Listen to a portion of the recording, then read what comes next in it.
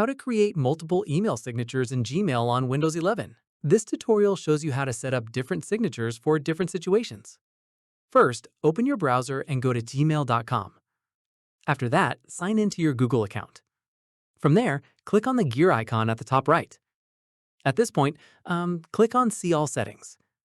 In the next step, stay on the General tab, since signatures are managed here. Following this, scroll down to the Signature section. Once done, click on Create New.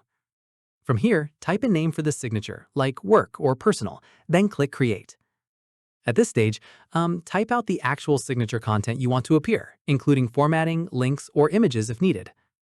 Keep in mind, repeat this process by clicking Create New again for each additional signature you'd like to set up.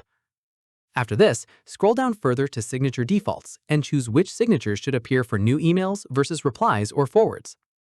Finally, scroll to the bottom and click Save Changes to apply all your new signatures.